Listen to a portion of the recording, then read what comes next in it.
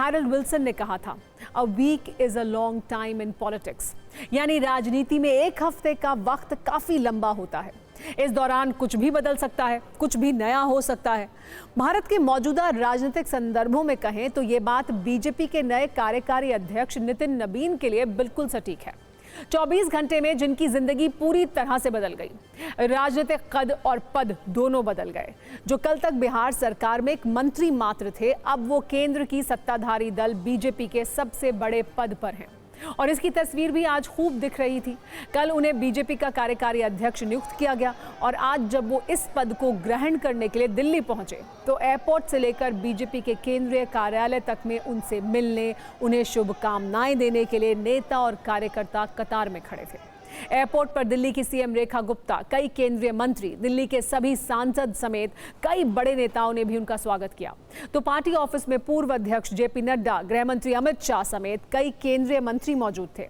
यहां भी उनका जोरदार स्वागत हुआ, उन पर फूल बरसाए गए। इस दौरान कार्यकर्ताओं ने जय श्री राम के नारे भी लगाए।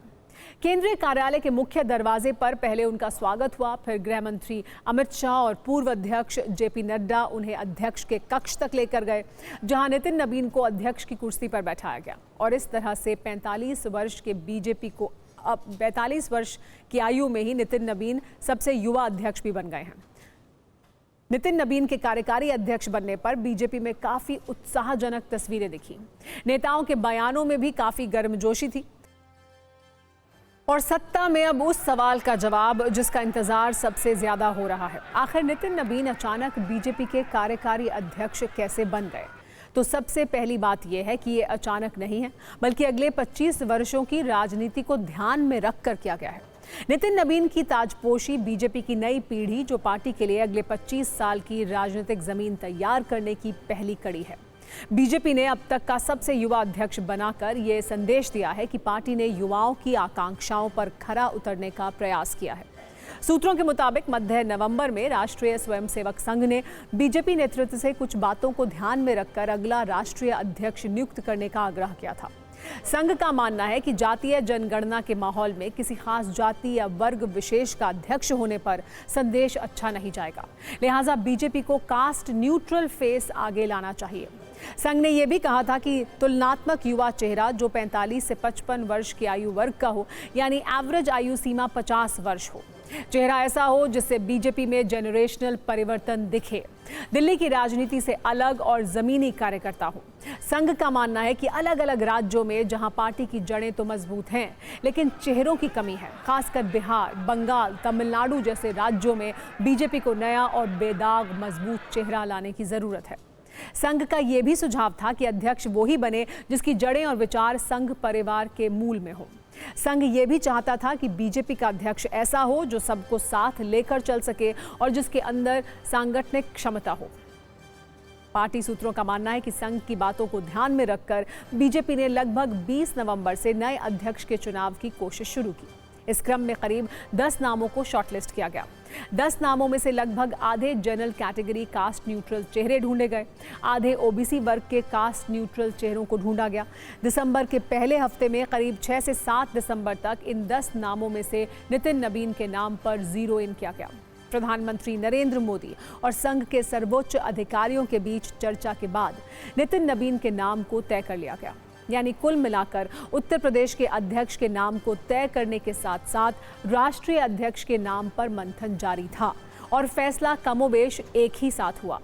इस सब के बीच 10-11 दिसंबर को नितिन नबीन को दिल्ली बुलाया गया। बीजेपी के संगठन महामंत्री बीएल संतोष ने नितिन से मुलाकात की और उनकी भावनाओं को जानने की कोशिश की। नितिन नबीन को एहसास जरूर कराया गया कि पार्टी उनके बारे में कुछ विचार कर रही है, लेकिन उनको अगले असाइनमेंट के बारे में खुलकर नहीं बताया गया। उसके बाद नितिन नबीन मध्य प्रदेश के दतिया गए, जहां मां पीताम्बरा का दर्शन किया और फिर बिहार लौट गए। यहाँ ये जानना भी दिलचस्प है कि आरएसएस के सरसंघचालक डॉक्टर मोहन भागवत नितिन नबीन के परिवार को काफी पहले से जानते हैं। नितिन नबीन के पिता नबीन सिन्हा बीजेपी के पुराने नेता रहे हैं और संघ के एक अनुशासित सिपाही भी। बीजेपी के पुराने नेताओं का कहना है कि मोहन भागवत कई बार उनके घर भी जा चुके हैं। संघ प्रमुख हमेशा से ये चाहते थे कि बीजेपी में अगले 25 साल की राजनीति के लिए नेताओं का निर्माण करने का समय आ गया है और इसके लिए समय समय पर संघ ने बीजेपी के शीर्षस्थ नेताओं से बातचीत भी की। सूत्रों के मुताबिक नितिन नबीन के नाम की घोषणा से एक दिन पहले प्रधानमंत्री नरेंद्र मोदी ने संघ के कुछ वरिष्ठ अधिकारियों से शनिवार को शाम में फोन पर बात की। नितिन नबीन पर हो रहे फैसले के बारे में चर्चा भी की गई। नितिन नबीन के अध्यक्ष पद पर चुनाव में उनका लो प्रोफाइल होना, विनम्र और सरल होने के साथ साथ संगठन के प्रति पूरी तरह से निष्ठावान होना, 45 साल की कम आयु में 5वीं बार विधायक जीत कर आना और प्रभारी रहते हुए छत्तीसगढ़ विधानसभा चुनाव में बीजेपी को मिली सफलता ने बड़ी भूमिका अदा की। बीजेपी नेताओं का मानना है कि नितिन नबीन का कायस्थ होना भी उनके कार्यकारी अध्यक्ष पद पर नियुक्ति में बड़ी भूमिका अदा कर रहा है। अगड़ी जातियों में शुमार होने के बावजूद कायस्थ को कास्ट न्यूट्रल माना जाता है और इसलिए उससे अन्य अगड़ी और पिछड़ी जातियों में द्वेष की भावना भी नहीं पनपती है।